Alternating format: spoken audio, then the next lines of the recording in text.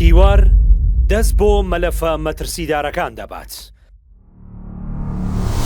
تیوار ڕێگاکانی قاچاقی بە مادەی هۆشبەر و چەک و بازرگانی بە مرۆڤەوە ئاشکرا دەکات. چەند بەرپرسێکی هێزەکانی سنوور و ئاسایش و هێزە ئەمنیەکان و هێزە باڵادەستەکانی ئەو ناوچانە چۆن تێوەگلاون.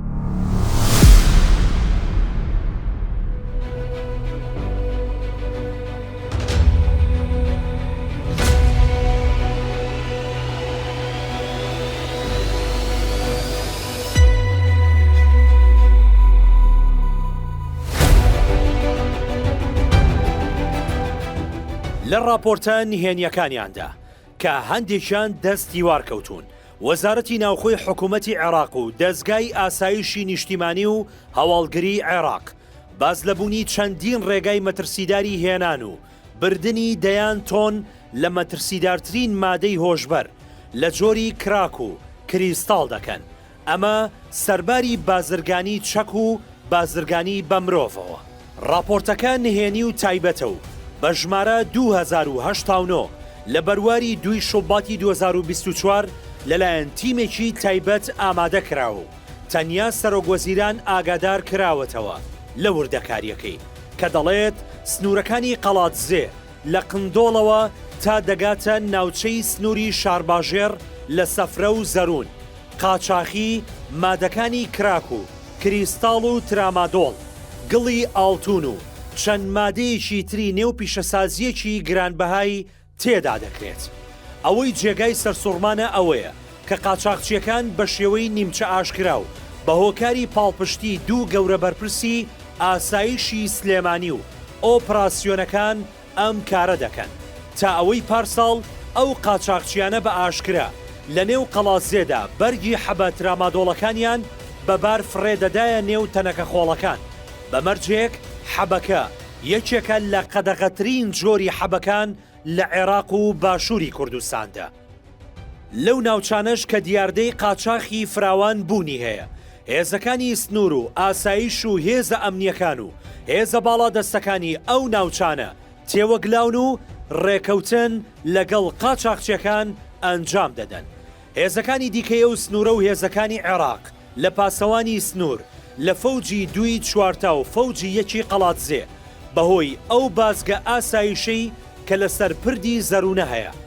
کاڵا قاچاقەکان لە گوندی هەرزنە لە خاچی ئێرانەوە هێڵی سنووری دەبەزێنێت و بەرەو قندۆڵ دەگوازرێنەوە، لەوێشەوە بۆ پشدەر و دواتر بۆ سەفرەی شارباژێڕ و ناوچەکانی دیکە و بەرەو ناوەڕاست و خواروی عێراق دەبرێت.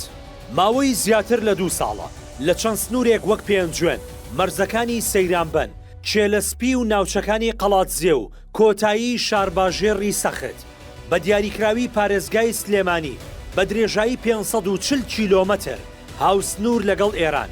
ئەو قاچاقچێتیە هێندە زۆر بووە کە وەزارەتی ناوخۆی عێراق هاواری لێ هەستاوە و لە راپۆرتی پارساڵی وەزارەتەکەدا هاتووە گەنجانی شارەکانی وەک ئەنبار، سەڵاحەدین، ڕوومادی، میسان و نەجەف و بەشێکی بەغدا بەهۆی هێنانی ئەو مادە هۆش بەرە مەترسیدارانەوە کە بە کوردستان و سلێمانی دادێن، تووشی خواردن و بازرگانی کردن پێیەوە بوون و کۆمەڵگای عێراقیان لە لێوارێکی زۆر مەترسیدار نزیک کردوتەوە تا ئەوەی لە لیستی وەزارەتی ناوخۆدا نووسرا بوو ڕێژەی توشبوون بەو مادانەی کە لە قەڵاتزێ و شارباژێر بە ترانزێت دەهێنرێن لە ئەنباردا 64 لە سەدی گەنجانی توش کردووە و 6,000 بەکارهێنەریش تەنها لە 8 مانگی ڕابردوودا دەستگیر کراون.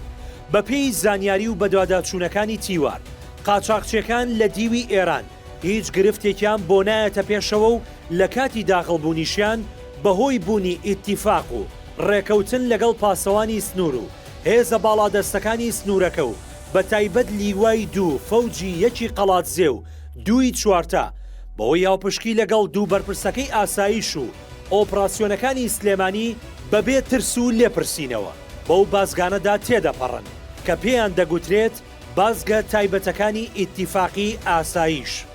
مانجی حوزەیرانی پارساڵ عەقید کامەرانی بەرپرسی پۆلیسی کفری بەهۆی ڕێگری لە یەکێک لەو قافڵە ئۆتۆمبیلە جامڕەشانەی 2 تۆن مادەی کراکی هەڵگرت بوو لە پۆستەکەی دوورخرایەوە و هەفتەیەکیش خرایە بەندیخانەیەکی تایبەتەوە. ئەو مادانەی کە لەو سنوورەدا ئەو هێزانە بە هاوپشکی و بە بەرتیل تێدەپەڕێنن. بەهاکانیان سەدان ملیۆن دۆلارە و پارەکەش بەوەی قاچاقیەکە بۆ گیرفانی ئەو چەند بەرپرسە دەچێت. ئەمە جگەلەوەی ئەو مادانە لە مەترسیدارترین و سامناکترین ئەو مادە هۆشبەرانن کە لە وڵاتانی ئێران و ئەفغانستان و ئۆزباکستان لە تاقیگەدا دروست دەکرێن و کەسی بەکارهێنەریش وردە وردە جەستەی پێیان دەڕزێت تاوای لێدێت کرم تێیدەدات و پێستی لەشی دەوەرێت. ئاژانسی ڕۆیتەرز لە مانگی ئازاری 2023 راپۆرتێکی لەسەر ئەم جۆرە لە قاچاقچێتی سامناکترین مادەی هۆشبەر ئامادە کرد و ئامادەکاری راپۆرتەکە گوتی لە دوای مەکسیک یەکەمین شار قەڵاتزێ و سنووری شارباژێڕە کە قاچاقچیەکان بەو ئاشکراییە بەرگی حەبەکان لە کۆڵانەکان فڕێدەدەن. ئامادەکار لە پەرەگرافی کۆتاییدا نووسی بووی بە بەرچاوی هێزە ئەمنیەکان و هێزەکانی سنوور و دەواازەکان ئەو ئۆتۆمبیلانەی ئەو بارانەیان هەڵگرت بێت. هیچ کەس ناوێرێت بڵێت بوەستە و بۆچۆ دەچیت. بوونی دوو گەورە بەرپرسی ئۆپراسیۆنەکان و ئاسایشی سلێمانی و دوو بەرپرسی فەوج و لیوا لە چوارتا و قەڵاتزێ مەترسێکی گەورەیە کە دوور نییە بەو هۆیەوە دەستگای ئاسایشی نیشتیمانی عێراق فەرمانی توند و شۆگێنەر دەرنەکەن بەرامبەر بەو هێزانە بە تایبەت کە قاچاقچێتیەکەی ئەوان هەزاران گەنجی لە شارەکانی ناوەڕاست و خواروی عێراق گرفتار کردووە. تیوار وەک بەشێک لە بەرپرسیارەتی و کاری هەستیاری ڕۆژنامەوانی دڵسۆزی و خەمخۆری بۆ خەڵکی کوردستان و بە مەبەستی وریاکردنەوەی هاونیشتیمانیان و بە تایبەت دانیشتوانی ئەو سنوور و ناوچانە و وریاکردنەوەی ئەو هێزوولایەنانەی لەم بازرگانیە چەپەڵەوە تێوەگلاون.